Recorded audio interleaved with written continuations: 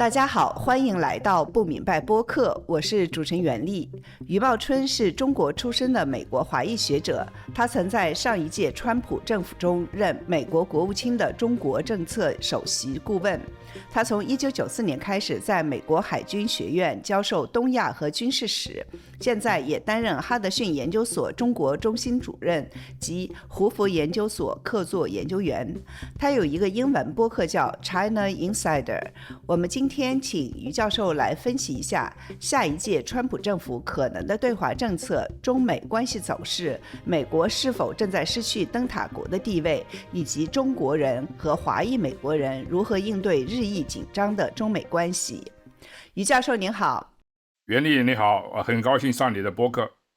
我想最近一周应该有无数人问过您，在上周的选举中，民主党为什么败给了共和党？我想这个主要是选民的投票的考虑的因素呢，一个就是政绩，就是现在当政的这个民主党的政府，它在一些政策方面呢，对老百姓切身利益有什么影响？当然大家关心的就是3个问题啊，第一个就是通货膨胀的问题，第二就是非法移民的问题，再一个就是社会治安的问题。其实还有一个很重要的问题，就是这个社会议题啊，有的时候大家觉得是不是矫枉过正了？你比如说堕胎问题、同性恋的问题、男女同厕所的问题、体育比赛取消性别等等等等，这些社会问题实际上在很多选民里面他有自己的考量的。所以说呢，我觉得民主党他实际上占了下风，他有的事情呢搞得这个过分，然后在很多移民问题上、治安问题上、通货膨胀方面，他们一个比较令人说服的竞选的纲领。另外一点呢，就是在于这个选举的这个策略方面啊，就在这个川普的选举的这个团队里面，他们比较讲这个具体的问题，就讲这些社会治安问题、移民问题啊，像这些问题。那么这个民主党呢，这个哈里斯女士呢，她主要注重的是这个川普这个人本身，对进行人身攻击，对他当总统的资格提出质疑。实际上这个川普总统当了4年总统一样，所以说呢，对他实际上大家已经知道了很多了。我觉得他这个策略就错了。第三呢，就是注重个人素质的问题。美国总统他需要一种决断能力的，那么在决断能力上，川普先生当了一辈子的企业的老板，所以他决断能力呢是非常这个明显的。那么再加上有媒体应付能力，我觉得川普先生真是有这个特别的才能。那么相对来讲，民主党的候选人呢，他这方面做得不够。所以我觉得总的来讲，就在这个几个方面，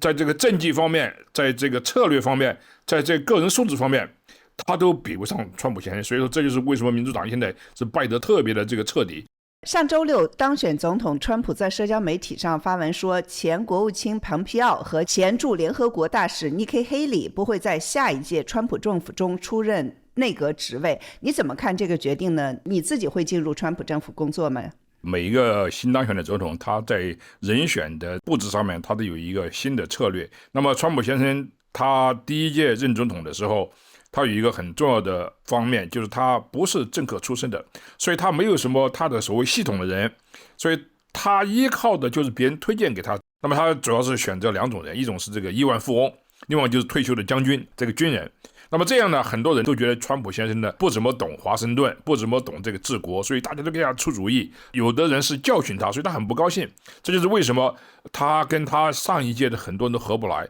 那么蓬佩奥先生呢，实际上跟川普先生是很合得来的，他们在很多方面真是志同道合，而且在做的也不错。为什么川普先生这一次他没有让蓬佩奥先生进入阁呢？我想这个因素很多，有些因素可能是有长远的考量的，我现在还没有特别的知道内部的情况怎么样。就是说我个人呢，我现在还是联邦政府的这个雇员了，我是美国海军官校的教授。那么实际上我跟美国的军界有很多的联系，实际上在里面为国家出力和在外面为国家出主意出力，这个对我来讲都差不多的。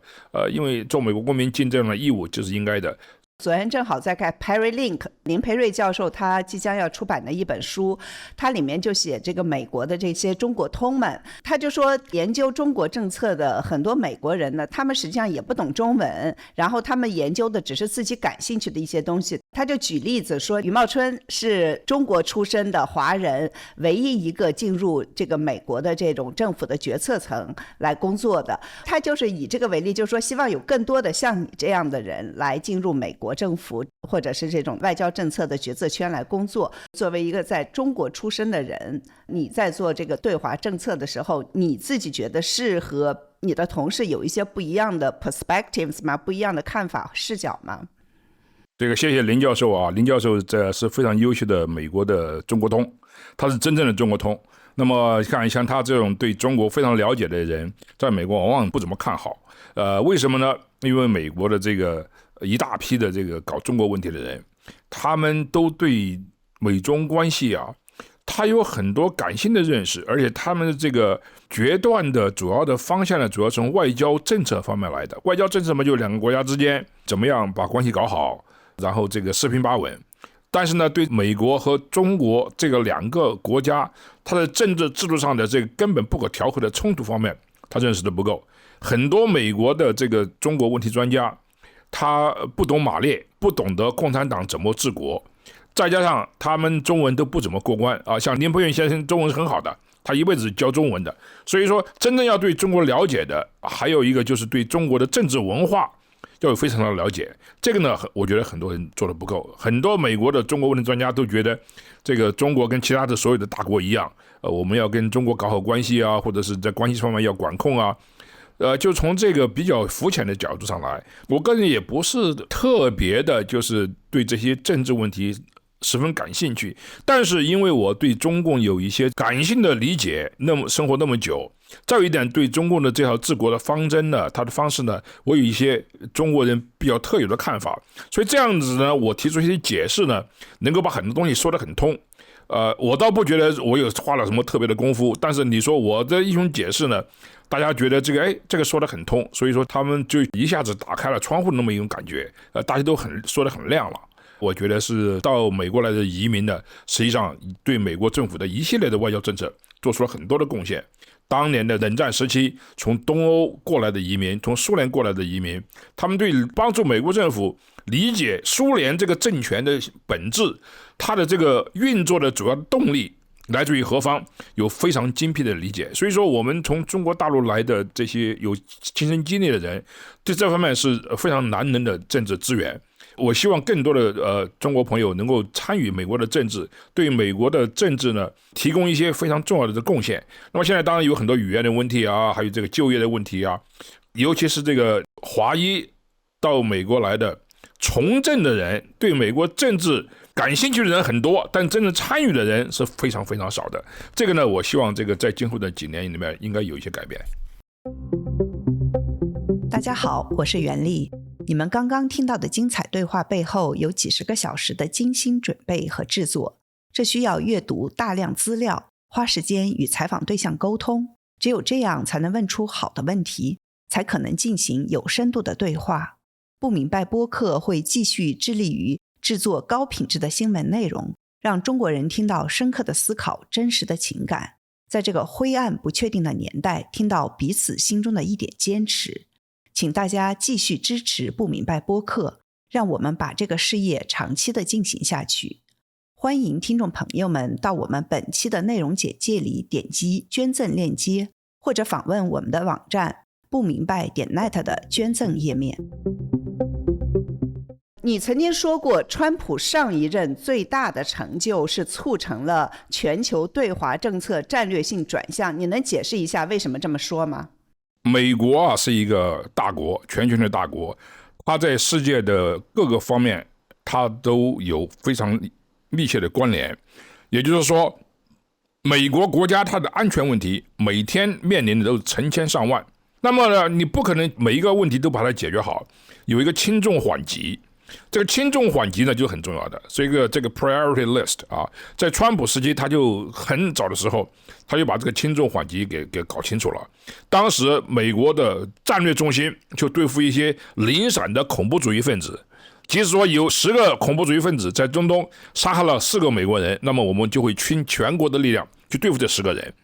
那么这个呢是很成问题的。在川普政府时期呢，一上来我们就搞了轻重缓急，把中共呢列为对美国的最大的威胁。这个最大的威胁呢，实际上就从几个方面来看的。第一个就是中国的动机，中国共产党他这个统治中国人民，他最大的担心就是中国人民造反。所以说他对在国内的这个统治机器啊、无产阶级专政啊，搞得非常是风水不漏的，非常的积极，投入了大量的资源。那么这样子的话，他就怕老百姓认同美国的这些价值观，宗教自由啊、言论自由啊。你比如说，他跟中国设立防火墙，把中国的这个信息制度严格的管理起来。那美国说，这个不行，你要信息自由流通、言论自由。那么美国大力提倡这样，中国肯定就不高兴，所以他把美国历来就看成是他的这个意识形态方面最大的敌人，有洪水猛兽一样。这就是为什么中共他这个一旦翅膀硬了，他就想把美国从世界上领导地位上彻底消灭掉。这就是为什么中共他对美国的这个竞争不是竞争，它是你死我活的斗争。所以说，它就是一种这个有关键成亡的一种关系到自己政权存亡的那么一个动机，要取而代之，这是他们的战略动机。习近平讲得很清楚了啊，这个就不用多说了。另外一点呢，中国最近几十年呢，它能力也逐渐增强。经济实力、军事实力，尤其在一些关键的技术方面，它对美国形成了巨大的威胁。这个威胁呢，不见得就是说好像是日本也有这些技术啊，英国也有这些技术，但中国呢，它把这些技术呢转变成为取代美国的、攻击美国的那么一种机制。所以这样呢，能力和机制联系起来，这是很大的一个威胁。再加上中共跟世界上所有的美国的对手都不一样，比如说俄罗斯、伊朗和北朝鲜，中共是唯一的一个美国的对手。他完全享有自由贸易世界的果实，他是自由贸易社会里面的一个成员，他可以在国际社会上赚钱，把这些赚来的钱去增强他的机会和增强他的统治能力和他的战略能力来对付美国，这是很大的一个威胁。再加上中国还有一点，毛泽东说这个中国共产党的三大法宝，第一个是统一战线，第二个是武装斗争，第三个是党的建设。那么中共的统战跟其他所有的美国对手都不一样，他的统战是做的炉火纯青，非常厉害。美国的知识精英、这个政治精英，甚至企业精英，很多都是替中国说话的，被中国统战了。所以说这样子的话，那么对美国的威胁是非常巨大的。从这个几方面来讲，在川普时期的这个第一年就做出了重大的战略转变，就是说美国把对付中共作为他的首要的战略重心。抛弃了以前打中国牌的那么一个概念。中国牌什么意思呢？从尼克松以来，那么中国牌就是说他把中国当作一个牌来打，中国从来不是美国的战略的这个终极目标，我就是想通过中共去解决其他的问题，苏联的问题、越战的问题，还有北韩的核子问题。所以中共呢占了很多便宜，那么抛弃了这样一点，所以这是很大一个重要的成就。但是呢我们要把这个我们的战略重心呢转移到中共呢，这是很不容易的，因为美国的传统的战略重心是在欧洲，是在中东。在欧洲呢，当然是北约，我们对北约的付出是非常重要的。那么北约在绝大部分的经费和能力都是美国提供的。那么这样子的话，战略转移之后呢，我们就要从欧洲呢负责任的转移出来。怎么负责任呢？这就是为什么川普总统他对欧洲的北约的盟友非常不客气，叫他们这个提高自己的这个国防经费，提高自己的战斗能力。第二点呢，要怎么样从中东撤出来呢？就是我们要抓住问题的重点，核心的问题就是阿拉伯国家不承认以色列的存在的合法性。这就是为什么在川普时期，为了负责任的把美国的战略中心从中东撤出来，他加强了这个和阿拉伯国家跟以色列的谈判，让他们签订和平条约，所谓的阿布拉罕协议，这是非常重要的一个外交成果。这样转移出来，对中共呢形成一种重点的对待。最后一点就是在这个问题上，全球对华战略转向要是全球的。我们提出一点，就是现代的这个世界，很多的技术都是全球性的。很多的这个地区安全的问题都是全球性的，所谓的台湾问题不是地区安全问题，是全球安全问题，就跟北韩的问题一样，跟这个以色列的问题一样，跟那个乌克兰的问题一样。所以说呢，我们把中共的威胁呢，它的这种全球性向全球的盟友讲清楚。当时很多的盟友不同意我们这一点，抵触我们的这种定义，但慢慢他们就过来了。尤其是在这个对华为的 5G 的问题上，这些问题我们对他们是苦口婆心，甚至是又打又劝。然后最后呢，他们终于和美国走在一起了。那么当然呢，中共自己的行为对促成这种全球的反中联盟也有很大的帮助。你比如他的疫情期间的这个表现的问题，尤其是在乌克兰战争之后，中共完全倒向俄罗斯，再加上对地区的国家，像这个菲律宾、印度、台湾或者是日本和南韩这些国家进行这个19世纪式的野蛮的威胁，那么这样的让全世界都看清了中共的这个本质。这就是为什么我说川普上一任最大的成就就是促成了全球对华政策的战略转向。川普在竞选中说，他上台后要对中国商品加征60%的关税。对普通美国人来说，这可能意味着就是商品价格上涨，通货膨胀加剧。你认为这个政策现实吗？我提供一个背景，就是过去2年，美国从中国进口的货物价值每一年都超过了5000亿美元。我觉得增加关税是非常重要的，而且是非常必要的。在一个理想的社会里面，在一个自由贸易的这个国际格局里面，关税是不需要的，因为关税是破坏这个自由贸易的一个最关键的因素。但是呢，中国不是自由贸易系统的一个有资格的成员，中国的商品是严重补贴的。那么这样子的话，到美国来的商品都是非常便宜的商品，就不是公平竞争。所以说这个关税它主要的问题就是逼迫中共进行公平竞争。所以这个呢，不是说好像是美国就必然要把这个货品的价格上升，也没有什么通货膨胀。原因很简单，因为他把中国的便宜的商品拒之于美国的国门之外之后呢，他就会在美国国内呢进行公平的这个竞争。加上什么呢？就是这个公平竞争最主要的问题要降低生产成本。怎么样降低生产成本呢？那么这就是川普先生他在加关税的同时呢，也要大量的减税。尤其是减企业税、公司税，一减税了之后呢，那么这个生产成本就非常降低了。这样子的话，那么美国的商品也便宜了，而且这个美国的一些关键的企业呢，也受到保护了。因为什么呢？你一减税，一增加关税，那么就会吸引外资，逼迫他们到美国来投资。另外，而且美国的很多大公司，像苹果啊、微软啊这些大公司，他们挣的钱基本上都是在外国的。回不来的，因为什么呢？这个税很多，所以说这个税一减了之后呢，这些资本突然都回到美国来了，所以这是个双赢的啊。再有一个呢，川普先生他在选举中呢提出了一些非常这个吸引人的一些讲法，他说这个关税是非常好的一个事情，为什么呢？美国在1913年之前是没有个人所得税的，美国的政府的主要的收入都是关税。那么如果说我们现在大量的减低个人所得税，甚至替代个人所得税，用关税来代替，那么这个是不是可以行得通的？美国人一听这个就非常高兴，非常振奋，因为只有像川普先生这样的人才能说出这有前沿性的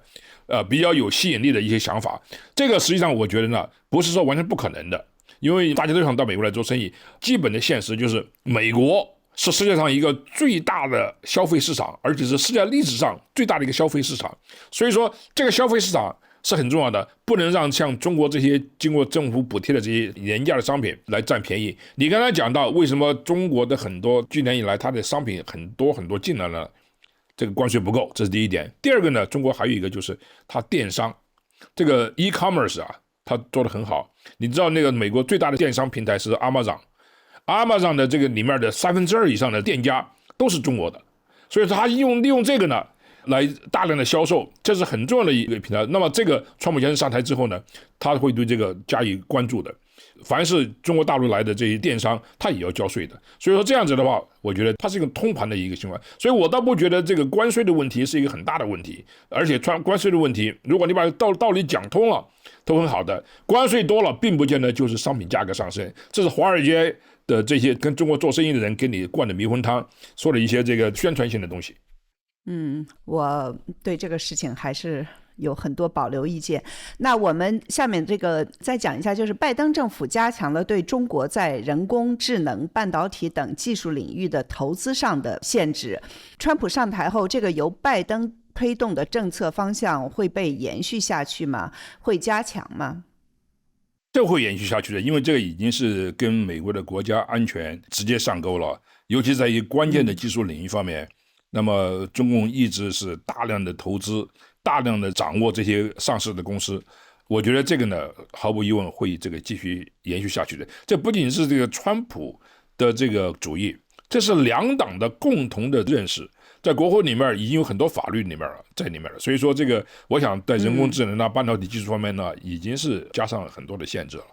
美国对中国的高科技出口的控制，这个也会加强，是吧？这个也是两党共识，对不对？对，这个是加强，因为什么？这个是国家安全的问题。尤其是中国，它用这种军民融合的那么一个策略，就是很多两用的东西，它都用于军事上的。而且你看到中国对俄罗斯的这个大量的技术援助，就是通过这种军民两用的东西，它的这个无人机，它的这个半导体制导系统，很多都是在国际市场上。他通过这种自由贸易，然后拿到中国去，把它加工，甚至加以改进，然后呢出口到俄罗斯这样的国家，用俄罗斯的手来杀害平民，侵犯其他的国家。所以这个呢是有非常重要的国家安全的和国际安全的一个意义在里面。这方面的事情，美国是绝对不会再做的。那中国政府和不少中国人认为，美国对中国实施的贸易关税和高科技出口控制，主要是害怕中国崛起。这个说法有道理吗？中国对美国真的构成威胁吗？中国这个概念呢是非常广大的，我觉得是中国共产党和中国的民间的生意的人和人民老百姓，这是完全不一样的。美国你知道吗？他对这个中国的民间，他有很多开放的东西。你比如说，在美国的外国留学生，中国绝对是占多数的。到现在为止，就是我们今年在美国的中国留学生是国际学生最大的一个国家，所以说根本就没有对中国有什么歧视的这种说法。我觉得主要的问题是对付中共这个国家。中国不也说东升西降吗？那他们也认为就是说，实际上中国那边就是确实是有不少人，或者是政府的声音，或者是民间的声音，就会真的就是说，美国这就是在打压中国，就是怕中国崛起。这个声音是很多的。对，这个是中国舆论控制下的一个声音的。美国非常希望听到中国民间的声音，非常希望中国民间有跟中国政府不一样的声音，或者是说他至少是有自己发言的这个权利啊。中国民间是没有的。所以说你刚才讲，很多人觉得这个对中国的打压好像是就害怕中国崛起，这是经过筛选的一种说法。实际上中国用这些这个高技术，还有这个一些跟美国学的这些东西，它实际上主要的对手就是中国老百姓。你看它的这个监控的手法呀，它的这个高科技的管控啊，它都是主要是从美国拿的这些技术来对付中国人民的。所以说我觉得大家不要觉得这个好像是中国政府跟美国政府有什么交往，对，就是中美两国之间的交往，不是的。但是美国这边还是把中国作为一个非常强劲的对手，对不对？对，就像我刚才讲的一样，中国是一个共产主义的威权国家，威权国家一旦掌控了高科技之后，它对世界和平是非常重大的威胁，尤其是对中国人民造成的这个损害是不可比拟的。你看世界上历史上有哪一个国家像中国共产党这样对自己的人民实施全方位的这个管控？在中国，你的每一个网上的一个言论都会受到监控的，你的每一个行动，你的护照，你的声誉，你甚至过马路，它都有这个国家管理的这种权利，而且已经做得很具体了。所以说呢，大家不要觉得你在中国出生的，在中国生长的，听中国政府说话就是中国人，是中国人，但是你要觉得这个你的国家和你的个人的利益是完全不一样的。所以说，这美国跟中国人民是非常友好的，就像刚才我讲的一样，美国非常希望这个跟中国人民有一种这个民间的交往，中国政府是不同意的。中国政府对中国人民的管控一个很重要的方式，就是他把这个中国人民和国际社会的交往的权利和渠道全部垄断起来。你要出过国很难很难的，你要跟这个外国学生交往或者练英语，这也是有危险的。这就是为什么没有多少人到中国去。你看中国的国际机场没有多少外国人去了，因为中国已经是非常害怕西方世界的这个影响。今天在美国的中国的留学生有30多万，但是呢，在中国的美国的留学生不到1000个，这是用非常大的一个差距。为什么只有1000个左右的学生呢？因为中共他有很多这个反间谍法呀，各种各样的问题，美国人民、美国的学生在那儿都感觉到不安全，而且他是随时可以这个利用国家的权力，以莫须有的罪名把你抓起来进行审讯。这就是两个国家之间它最大的不同点。这个不同点，我觉得跟中国和美国两国之间的大国的博弈，它是有关系的。但是中国老百姓，我觉得最主要的，你们主要的敌人根本不是美国，是中共政权。那你认为美国应该关闭 TikTok 吗？有人认为就是说 TikTok 最大的希望是川普赢得美国总统选举，因为川普在竞选的时候说他不会再谋求关闭这个社交媒体平台。你认为川普可能会怎么做，以及美国国内以及中国方面关于美国言论自由会因此受到伤害这种说法，你怎么回应？ TikTok 本身不是问题的关键，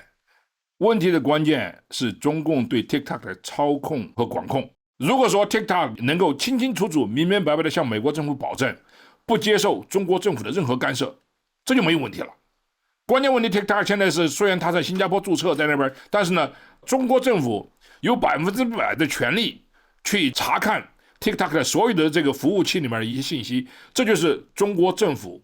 对这个技术公司的一些管控的一个非常重要的手段。所以我倒不觉得这个 TikTok 本身是什么问题，美国人也很喜欢它，尤其年轻人。但是呢，如果说能够受到中共的掌控和操作，来对美国的社会政治制度进行攻击，对美国的这个选举进行操作，那么这个呢当然是不会被美国政府接受的。你至于说这一次的这个选举中间 TikTok 是不是有这个做了一些手脚，我觉得在这个全球关注的情况下， TikTok 它大规模的肆无忌惮的做这些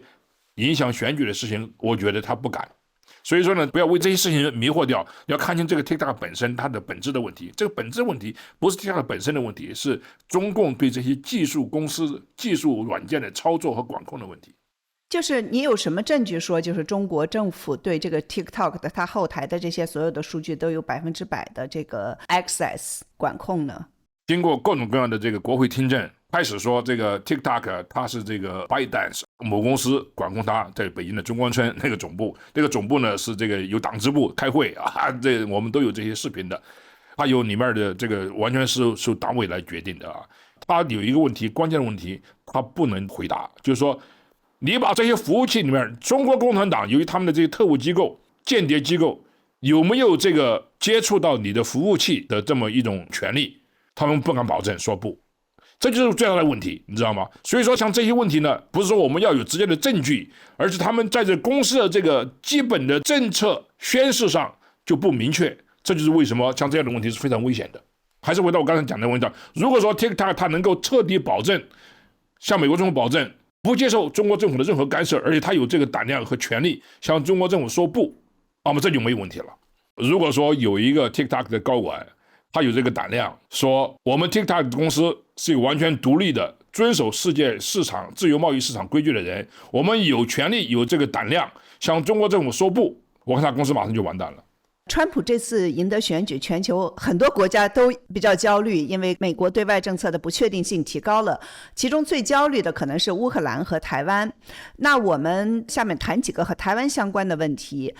就是中国国内有学者认为，川普急于结束乌克兰战争是为了让美国能够集中精力对付其主要对手中国。事实上，共和党内部也有这种声音，认为美国应该尽快结束俄乌战争，集中精力对付中国。您怎么认为这种说法呢？你觉得它有道理吗？我觉得这个有一定的道理，但是不是有全部的道理啊。因为这个战争打了2年多了，双方伤亡非常厉害，但是最主要的就是战争的没有结果，而且看不到结果。为什么看不到结果呢？因为没有一个确定的目标。乌克兰总统和美国的总统、北约的领导人，没有一个人公开出来对这个乌克兰战争的目标做一个最后的定义，就是说是不是把俄罗斯从乌克兰领土中驱逐出去，这是个目标，还是说我们要倒退到2014年把克里米亚也拿回来，这个是不是一个最终目标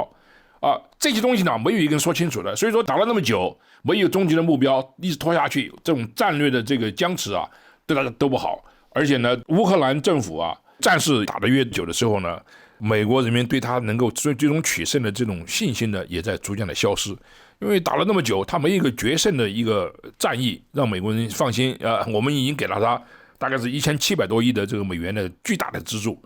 那么他们应该打几个胜仗来看一看啊，这是第一点。第二点呢，美国确确实实有一些人觉得我们对乌克兰的大量的军事和这个财政上的资助呢，有影响美国的战略中心，也就是对付中共。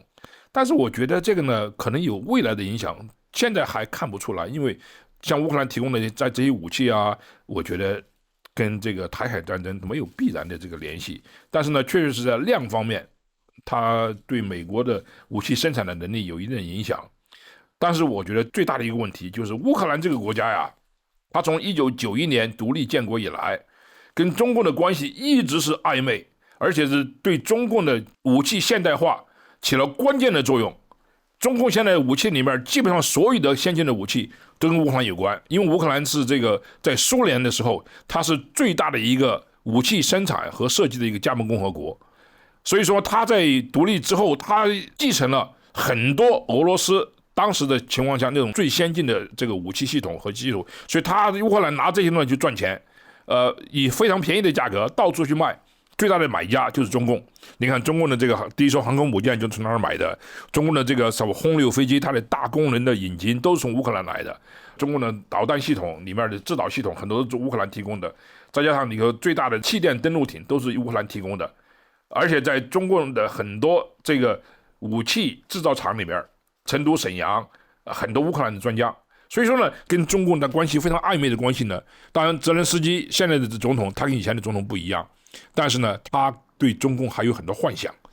他觉得中共好像还可能对乌克兰战争的最后结局还起一个中间调停人的作用，甚至战后呢也可能有积极的作用，这是非常非常乌托邦的想法。中共都跟俄罗斯公开的站在一起了，而且向俄罗斯提供大量的武器来杀害乌克兰人，他还有这种幻想。所以由于这些东西没有理清的话，所以美国对继续乌克兰战争是没有多少胃口了。尤其是川普先生他说得很清楚了，他上任第一件事情就是要结束战争，当然他具体怎么样方式来结束战争，这个呢他有他自己的一套这个手法，大家已经理解得很清楚了。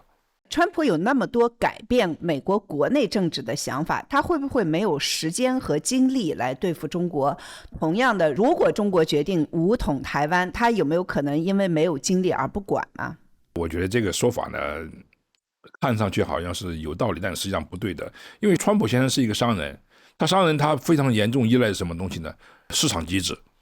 就是美国这个国家不是要你来管理不管理的问题，你要释放这个社会里面它可以自动行使的一些机制，市场的机制啊，然后公平竞争的机制啊，你不用去管它，你把大政方针弄出来，然后呢就像闹钟一样上了条，你就让它自己去跑，到时候它就响了。就是这样子的，所以说他不是这个去管这些具体的事情。你看川普当总裁啊，他的公司啊、治国啊，他其实很轻松的，他有很多时间把大政方针、把税减下来，把这个政府机构这些规章制度砍掉很多。那么这样子的话，就释放了国民的这个生产的情绪和这个积极性啊。所以这样子的话，他实际上对治国呢，他又很有一套的。我倒不觉得川普先生他上任之后，他会做这个细无巨细的这些管理，他有很多精力来对付对美国的重要的威胁。我觉得对付中共他是绰绰有余的时间。还有一种说法是，川普会和习近平做交易，因为说他是个商人嘛。然后只要中国对美国打击伊朗不加过问，美国就会对中国武统台湾不闻不问。这个说法有可能吗？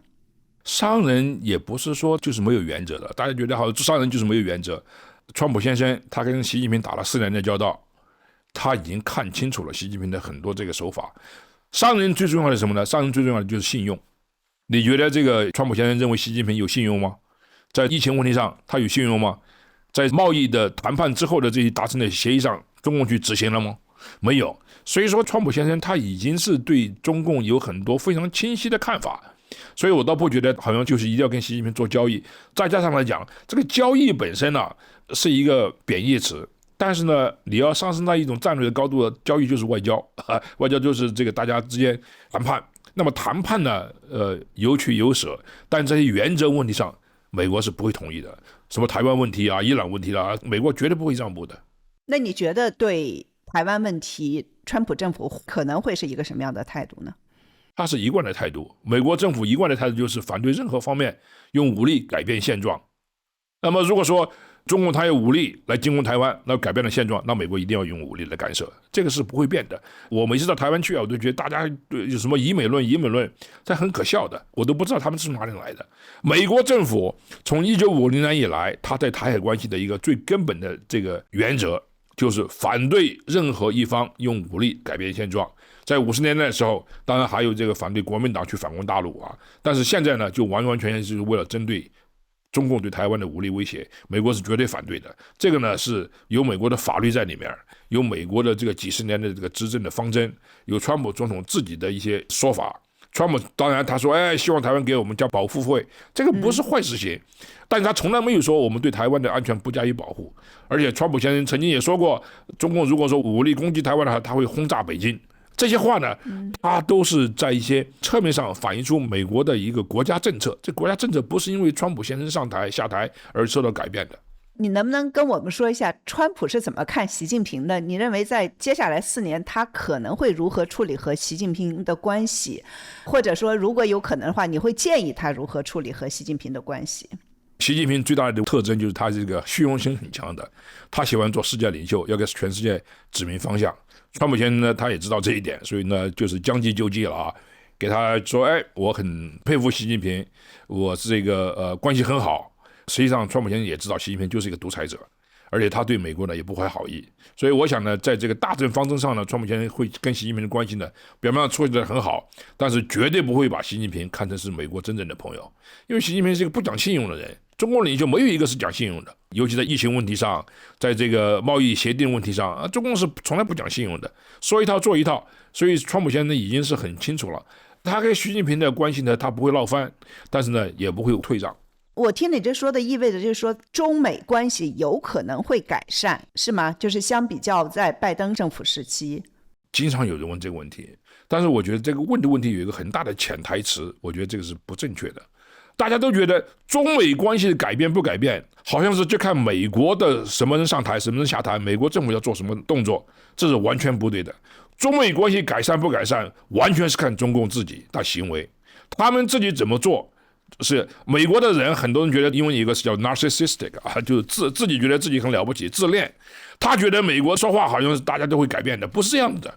要改变世界，你要是看对方怎么样，这个对中美关系造成紧张局势的最关键的因素，根本不是美国，就是中共。大家说，川普先生发动贸易战，贸易战哪里是川普先生发动的？中共对美国的商品进入中国的这个关税，一直是非常非常之高的。所以说，川普先生只不过认清了现实，然后做出一种对等的回应而已，不是说川普先生发动了贸易战，中共一直对全世界都发动贸易战。我觉得关键的问题不在于这个美国，也不在于其他国家，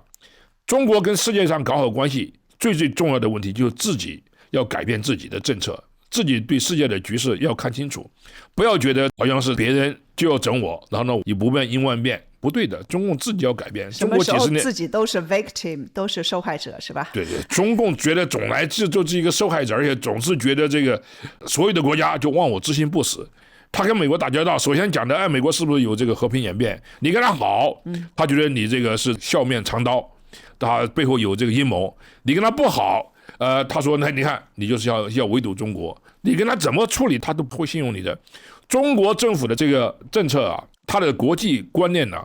就是有2个重要的这个因素决定的。第一个，受了中国历史上的这种战略技巧的这个影响，负面影响。春秋战国的时候，就是大家都不信任，合纵连横，这个尔虞我诈啊，这个都是司空见惯的，他就弄这一套。另外一个呢，就是马克思主义指出辩证法，他觉得这个什么东西实际上都充满了矛盾。这个有矛就有盾，跟美国呢又要和平，又要斗争，又要合作，又要斗争，所以说他就是以斗争、以对抗来求合作。他这种辩证法呀，就导致中共两面三刀，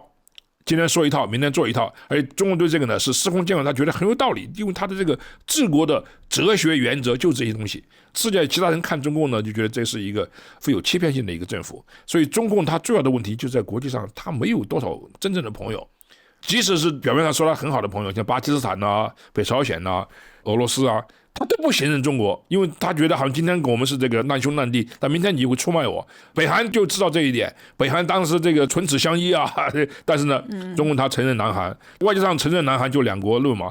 那么这样子的话，北韩到现在为止就觉得这个中共是背叛了他。中共他是这种机会主义的这个国际战略是非常明显的。那中共认为美国最大的威胁来自于它的价值理念，也就是和平演变。但是呢，川普威胁要动用军队镇压国内的示威者，要打击报复批评他的记者和起诉过他的检察官。在美国国内，他也被认为是一个有着威权主义色彩的领导人。也有中国学者认为，在川普领导下，美国会丧失他作为灯塔国的价值理念。就是如果美国国内和国际舆论都认为美国已经丧失了它的价值理念，这是否意味着中共可以坐等美国陷入国内混乱，失去国际上的影响力？我倒不觉得是这样子。川普先生在美国这种政治环境里面，他有可能成为威权主义的领导人吗？川普先生在4年期间受到国内的各种势力的打压和诋毁，他重新获得了美国人民的信任，而且赢得了大选，赢得非常的光彩。这个表明什么呢？就表明美国这个政治制度啊，它的价值理念呢是非常了不起的。在这样的一个国家，实际上大家觉得像这个川普镇压不成功，就是最大的一个民主的教育。实际上，美国的总统权力是非常有限的，因为这个美国的宪法权力很大，制定得非常清楚的。所以我倒不觉得这个美国的灯塔国家的价值理念真正受到什么威胁。通过这几次的选举，川普先生他个人的经历就说明，灯塔国家的价值理念不但没有下降，而是上升。因为大家都觉得美国这个制度真正起了它的作用，不是个人，而是制度理念。我相信在中国国内的很多朋友看见美国的这个政治运作，他是很可以深思的，他是或者是会受到很多教育的。在中国这种制度根本不可能出现像川普这样的人，根本不可能出现像美国国内的这样的政治运作。大家觉得美国国内混乱，失去国际上的影响力。那么在这次选举中间，那么重大的这个争论，那么重大的挑战，选举完了之后，美国国内混乱了吗？美国在国际上影响力减少了吗？川普先生一当上总统之后，国际上的所有的这些大大小小的流氓地痞都自动站队，马上采取行动，避免被川普总统打击啊！我觉得这个东西呢，都是一种美国的国际影响力呢，实际上已经上升了。川普先生在第一任的时候，他最大的一个特点就是他说到做到。在国际问题上，他说我们要承认以色列这个国家存在的权利，我们要把美国大使馆从特拉维夫迁到耶路撒冷，做了啊。然后呢，他对中国人打压，中国在美国利用他的外交的这个机构进行一些间谍活动啊，对美国的政治进行干预，那我们就把他驻休斯顿领事馆给关闭了。那么说贸易不公平，那么我们就加关税。那么这些东西呢，我觉得都是说到做到。这个说到做到啊，对美国的这个价值理念，它的这个信用度啊，有很大的帮助。实际上，在川普时期，美国在国际上的地位是非常崇高的。我倒不觉得这个美国的价值理念真正受到什么损害。原上海党校教授胡伟在最近的一篇文章中写道，与中国交好的马斯克为此次川普当选立下了汗马功劳，而且他也会为了自身利益促使川普缓和中美关系，并可以充当润滑中美关系的掮客。你认为有这种可能吗？我倒不觉得马斯克对中国政府有什么好感，他对中国人民、对中国工人的工作的伦理啊、献身精神，他非常非常敬佩。中国人就是勤劳嘛。但是他对中国政府，我倒不觉得他真的是对他有什么特别的好感。中国政府对他打压也是很厉害的。你看特斯拉在中国毕竟受到不公平的待遇了，他也是有微词的。所以我倒不觉得这个有什么见利忘义啊。马斯克先生是一个很有意思的人。他虽然有受制于中共的地方，他在中国大陆有一个厂，但你知道吗？像这样的这个巨富，他一个厂在中国，对他来讲不是特别关键的，当然很重要。他还有对制衡中共的很多关键的东西，比如说那个 Starlink 啊，他如果说他要跟中共这个不好的话，他可以把这个中国的互联网一天之下就会被他打下来。所以说这样子，我觉得这个中共也害怕他。所以不要觉得马斯克就好像是完全听命于中共，现在听命于中共的这个商人，在世界上都成为这个过街老鼠。你看有多少这个华尔街的人，有多少个基辛格式的人物还在替中国说好话？没有多少。其实说好话的人在美国都是一些人渣，所以我倒不觉得这个有很多这个考虑在里面。那我们说一下就是华裔或者是在美国的中国人的一些问题吧。就是今年9月，前纽约州长助理孙文 Linda Song 因为被指控充当中国代理人而遭到逮捕。你觉得就说中国在美国政府内部的影响力有多大呢？这个问题其实是蛮大的，因为这个孙文小姐她是当州长的助理，她实际上就是在纽约州啊，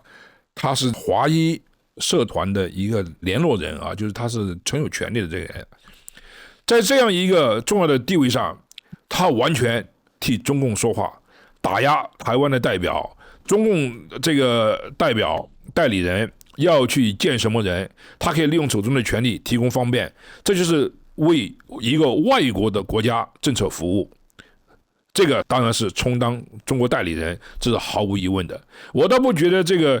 有什么影响力呢？其实上影响力在关键的时候是很大的。总觉得他在美国有一个出头之日，有什么这个重大成就之后，他总觉得他代表的就是华裔，就是华人、中国人。不对的，你代表的首先是美国人，是美国政府、美国的利益。然后呢，华裔他有自己独特的利害关系，也是应该在从美国的国内的那么一个利害关系的网络中间来行使。你不能说华裔就跟中国政府划等号，这是不对的。很多的这个华裔美国人，他在美国来之后，一听见川普先生说武汉中国病毒，他就觉得这是种族歧视，这是不对的。川普先生说的是对中国政府表示不满，你主动的把这个美国领导人对中国政府的批评，把它作为对自己的批评，那当然你就自动的或者是有意的或者无意的，你就把自己和中国政府划等号，这样的会加深美国人民对华裔人民的歧视的，所以实际上是很有负面的影响的。很多人自动的把自己看成是一个中国人，好像就是跟中国政府的利益是一致的，这样的话美国人民对你的这个歧视当然是有的。当年日本人也是在珍珠港事件之后也受到歧视，但是因为很多愚蠢的美国人他分不清楚真正哪些人是对日本忠诚或者对美国忠诚，那么日裔美国人他以自己的行动来表明他们对美国利益、美国政府、美国这个民主国家的忠诚，参与了很多非常重要的战争行为，而且对美国的政治影响呢，他也做了很多的努力。首先自己做的第一件事情就是把自己和当时的日本的军国主义政府划清界限。我觉得华裔美国人也必须要做同样的事情，要不然的话，那么华裔在美国受到歧视这种现象更加这个走向恶性的一种循环。那你提倡把中国人和中国共产党分开，但是呢，这个倡议实施起来并不容易。比如说，针对中国出身的科学家的中国行动计划 （China Initiative）， 比如一些科技 STEM 专业的中国留学生签证被取消，比如有一些州不允许中国人在某些地点买房，中国科技行业的企业家和投资人在中国被政府打压，来美国也面临很多限制和猜疑。就是在两国关系日益紧张之际，美国政府和社会在把中国人和中共分开这件事上，除了嘴上说之外，还可以有哪些具体的措施呢？我觉得你刚刚讲那个中国行动计划，这完全是一个误解。中国行动计划它一共大概有70多项起诉，这个起诉里面绝大部分的都不是起诉的华裔美国人，都是像这个哈佛大学什么化学系教授啊，像这些人就是美国人，就是非华裔的这个美国人。起诉的大概70多项里面，大概就有13个中国背景的华裔人。即使说你起诉了之后呢，并不见得你就会坐牢，因为什么呢？这个联邦调查局啊，它是一个执法机构，它负责根据自己的这个情报啊、调查呀，它把你抓起来。但是呢，这个要由法庭和公审团、陪审团来决定你是否这个犯罪，联邦政府对你的指控是不是合法。实际上，很多这个经过法庭程序之后，他都被释放了，没有了，这是很正常的。但是这些人他们的事业就彻底的被毁掉了，他们就没有工作了，然后他们就是整个的人也受到了很多打击，就是在法律上没有被证实有罪，但是他整个的人整个的事业全部都被毁了呀。我都不觉得事业所有的，我认识好多人的，基本上所有的被这个法庭认定没罪的人，他们回到他们自己的单位、自己的学校，就像英雄一样，哪有被毁掉的情况？根本就没有，除非你跟中国政府有千丝万缕的组织上的关系啊，确实有罪。我觉得这个大家不要把这个小事情看得那么大。还有一个问题就是说，最关键问题就是每一个中国人，每一个华裔美国人，你在美国机构里面做事情，你要认清楚，你绝对不能充当外国政府的代理人。如果你的这个涉及到一些高科技的技术，那么中国政府的一些人叫你把它带回中国去，那么这样当然是违背美国的国家利益，也违背你的所在的学校的一些利益。所以这样子的话，当然是有的。当然你说有没有这个冤枉的，肯定有。但是总的来讲，美国从来就没有一个针对中国人和华裔的人他的一个政策和一个法律来进行打压、进行歧视。我觉得很多人他是因为在美国受到歧视打压，还是我刚才讲的一样，根本原因就是没有划清楚自己和中共的一个界限。这样子的话会把事情搞得更糟。但是就比如说不允许中国人买房啊、置地啊这些的，这种的还是很有针对性的呀。我看了很多买房的中国人买房子，他很多地方他说不清他钱是哪里来的。他买房子，买很大一片房子，都是靠近美国的基地和关键的地区。你要通过自己的这个法庭上的关系啊，你要通过自己的舆论上的这个交往，你要向美国政府讲清楚，你是买房是为了什么目的，是商业的或者是其他的很多的问题。我觉得倒不是说美国是限制这些人，因为这些人偷偷摸摸的不知道他们做什么，他的钱来自于何方，跟中国政府有什么关系。基于这些，我觉得美国各个州他有一些这个法律啊，像佛罗里达州我知道有，但是呢，我觉得很多在美国投资的这些人呢，他有的东西他是不清楚的。两国关系日益紧张，大家更加要小心。你在任何一个国家你就这样。还有一点就是，美国政府和美国社会，他总的觉得这个呢是不公平的。因为什么呢？中国人可以在美国的很多地方买这个买那个，买地买房子买工厂，美国人在中国是不行的，这个对等关系是没有的。所以这样子的话根本就不是一种这个平等公平的关系。美国政府最怕的就是很多来自于中国大陆的人没有搞清楚自己跟中国政府的关系，美国政府怕他们是替中共办事。你要把自己搞清楚了，说清楚了，这是没有问题的。我知道很多人，我有很多朋友跟中国没有任何纠结的这些人，他在美国活得非常自在，没有任何问题。你说有没有冤枉的？肯定有，但是我觉得美国这个社会是非常公开、非常开放、非常公平的。中共他没有这方面对等交流的那么一个，总觉得自己是受害者，总觉得这个对中国政府的这个限制就是对中国所有的人民的限制，这不对的。那有中国移民和华裔美国人害怕，我想你也听说过，就是我们都听说过，就是他们害怕，就是中美关系如果继续恶化的话，他们有可能会像二战时的日本一样被送进集中营，有这种可能吗？根本就没有这种可能，这是中共宣传的一个效果，除非你是组织团体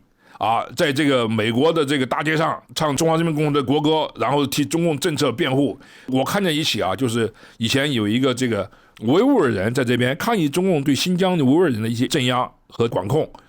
那么很多中国大陆来的这些人却打着这个中共的旗帜然后唱中共的国歌，那么这些人就是完全是替中共说话的。这个呢，在美国法律上也是允许的，只要不发生这个暴力冲突，这都是允许的，可以的。但你想想，那么一般的美国人会对这些人是怎么看的？所以我倒不觉得这些人会送进集中营，把美国描绘成一个青面獠牙、毫无政策底线、毫无法治的一个国家，这是错误的。二战时期把很多日本人送进集中营，有日裔美国人，有些人根本就不是美国人，他就是日裔他是做一种暂时的这个措施回来。美国政府对这个事情不知道道歉了多少次，也进行了大量的赔偿。但是日裔美国人做得很好，他把这个事情呢看作是一个非常重要的一个教训，然后不断的教育美国人，不断地教育美国社会。美国社会现在已经很进步了，很开放了，不要觉得这个好像是你有什么中美关系紧张自己就会进集中营，没有这个问题的。你到美国来遵纪守法，你不会有这种问题的。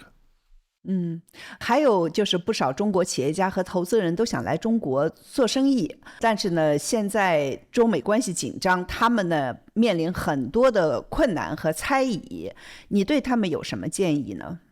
首先你要以自己的行动公开透明的打消这一猜疑，这没有问题的。实际上到美国来申请签证也不是那么难的。但是我采访很多人，他们就想在这边做投资呀，开办公司呀，就是现在因为对中国人、中国身份有很多的限制，他们就觉得自己在那边也不受欢迎，在这边也很难。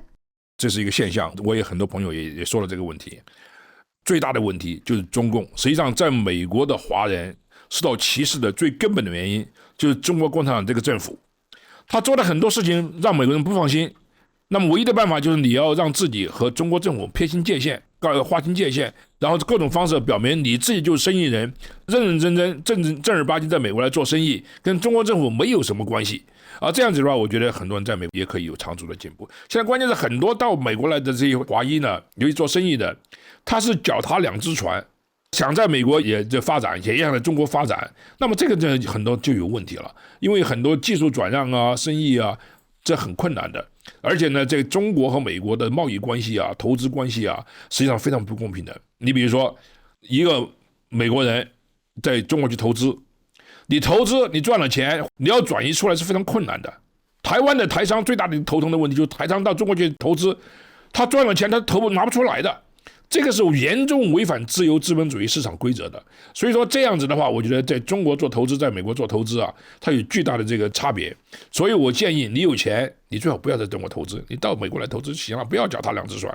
当然我不是做生意的，这个话说起来好像很容易，但是实际上呢，既然你知道中美关系那么紧张，中国政府和美国政府在这个关键问题上都互不信任，那么你还要脚踏两只船，这当然是不对的。你要把你的钱全部拿到美国来，你在美国做生意就行了，也没有什么对你的资本投资啊有什么限制啊。在中国你要投资的话，你要出来是很困难的，处处受到管控。中共哪一天心血来潮又跟你搞共同富裕，把你的资产全部拿去了，对这样的国度你还会应该有什么信心？对，大家就是都很困难，因为要把资产转移出来，也是基本上现在是不可能的。大量的问题就是说最原则性的问题，这个很重要的。我们现在往往是看见了树枝，看不见森林。在很多小问题上，大家焦虑的过分，但一些大问题上、大的格局上看不清楚。中国政府它的很多行为，实际上不仅仅是这个对美国有伤害，实际上对中国人民伤害是无比巨大的。我不否认，在美国肯定有人对华裔的人他有歧视的，但是我觉得歧视的最大的问题就是中国共产党这个政府。共产党这个政府，他每次到这边来，他都是想把这个华人社区啊，把自己拉在一起，都要把它变成是爱国的华侨。这个对美国来讲，这个是很难可以想象的。我再问你最后一个问题，你昨天在那个 X Twitter 上发推文，发了张照片，照片上的字说 "Don't give up the ship"， 不要弃船，你在说什么呢？Don't give up ship 是美国的一个海军的一个座右铭啊，没有说什么。大家猜想我要说什么，可能可以大家有些人去细细的琢磨一下。你这个好外交辞令。好吧，那我们请每位嘉宾推荐3部书或者影视作品，你有什么推荐？第一本书，我觉得大家去看冯克先生啊，叫这个 Frank Dikötter， 他写的中华人民共和国的历史，他实际上革命三部曲，革命三部曲，这个书写得很好，对，这是非常好的，所以我推荐他。另外一个呢，大家如果有机会的话，可以看伏尔泰的18世纪写的一本书，叫《Candide》，这很短一本书，是喜剧的啊，但是呢很有哲学意义，大家有机会可以去看一看。第3部书呢，我觉得大家应该去看一看看看去毛泽东选集。毛泽东选集，你看毛泽东选集，你对共产党的治国理论，对共产党的政治哲学，对共产党的这个政治理念，你有深刻的理解。因为现在中国跟毛泽东讲的他立下的东西都差不多的，现在的中国跟毛泽东所立下的基本的国际方针、国内政策都是没有什么区别的。你为什么推荐伏尔泰的这个 Candide 叫老实人？18世纪的时候，伏尔泰当然是一个很重要的一个人物。他的Candide呢，写的是一个少年，他是一个没落的贵族家族的少年。然后呢，他因为对他的一个侄女也是很美丽的一个贵族家庭的这个少女亲吻了一下，这就犯了大忌，然后就被驱逐出欧洲，就让他在全世界各个地方去受苦，地震啊、掠夺啊、刑期啊。他的意思就是说，这个世界啊，充满了不公平，充满了苦难，但是呢，你可以在其中找到幸福。怎么幸福呢？就是说你要量力而行，然后不要因为一些大的事情，比如说爱情啊这些事情啊，过分的走火入魔。最后这个老实人呢，到了当时的土耳其，就现在土耳其啊，当时还欧洲也是外国了，很东方。他问到一个老农夫，他说：“哎，你怎么那么安心治德？”老农夫说：“你啊，这个我的安心立德的这个根源就在于我只关心我自己的花园，就是说 cultivate your own garden。”就是说，每一个人不要总天天想到社会对你不公啊、烦恼啊、工作啊，对吧？只要你自己跟自己找到一种战略平衡，你自得其乐，这就行了。3部电影，中国几十年里面，这个实际上最好的电影就是张艺谋那个《活着》，余华写的那本小说。张艺谋以后做了很多垃圾的作品了，但是这个《活着》是他的顶峰之作，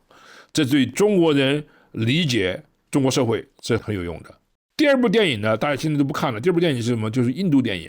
那部电影叫《流浪者之歌》，这很早一部电影。咱们真是一个时代的人，现在年轻人根本不知道。但是那个是我也印象很深刻。你说一下为什么？为什么很重要呢？那个电影呢，是讲了这个等级制度啊，就印度的总结，就贼的儿子永远是贼，因为中国这个社会啊，它是共产党的一个社会。共产党表面上说是这个社会平等，实际上它是最有等级制度的。你看中共的官僚哪个级的官员享受什么样的职务，中国这个社会就是一个等级社会，所以这样子的话是很不公平的。以前有成分论啊，现在是户口制啊，这些都是等级，所以中国这个社会就是把人啊，他以等级制度来划分，非常不公平的。这是个很好的电影。